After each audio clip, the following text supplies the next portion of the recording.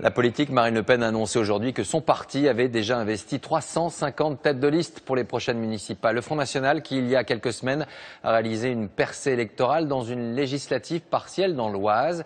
Et nous sommes allés justement dans ce département à la rencontre de ces électeurs tentés, pour la première fois parfois, par un vote Front National. Reportage Thierry Curté, Arnaud Jacques. Cerry-Fontaine et ses 3000 habitants ont toujours voté à gauche dans cette circonscription rurale, très à droite. Mais son usine a fermé en 2007. Les 800 salariés fabriquaient des pièces de 1 ou 2 euros. Les anciens employés se sont abandonnés de tous. On s'en fout. Non. Mon point de vue, non, déjà, on s'en fout. J'ai rien à foutre, de toute façon. Conséquence, le centre-ville s'est vidé.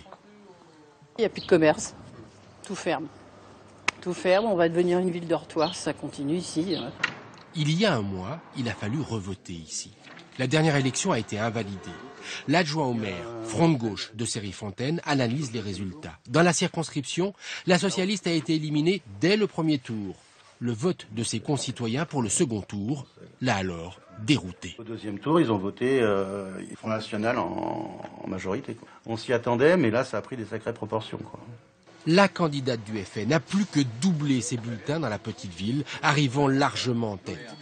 Bien sûr, la personnalité du candidat UMP, très à droite, mêlée à des affaires par le passé, a joué. Le Front républicain n'a pas fonctionné.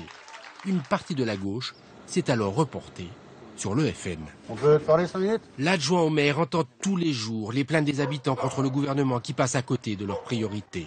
Le mariage pour tous, c'était peut-être pas une priorité dans les mois qui ont suivi les élections. Les charges tout le temps, la CSG, tout ça, ça n'arrête pas d'augmenter.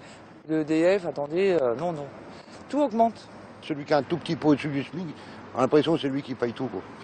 Il faut qu'il y ait un changement radical pour qu'il y ait quelque chose de potable. Parce qu'il y en a marre de prendre un parti, de se jeter, de reprendre l'autre parti, et on est toujours dans la même galère. Un sentiment que les politologues ont bien identifié.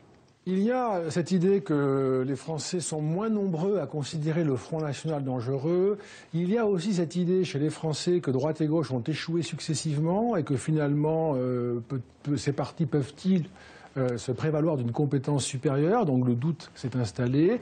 Ce jour-là, la candidate frontiste a frôlé l'élection avec près de 49% des voix.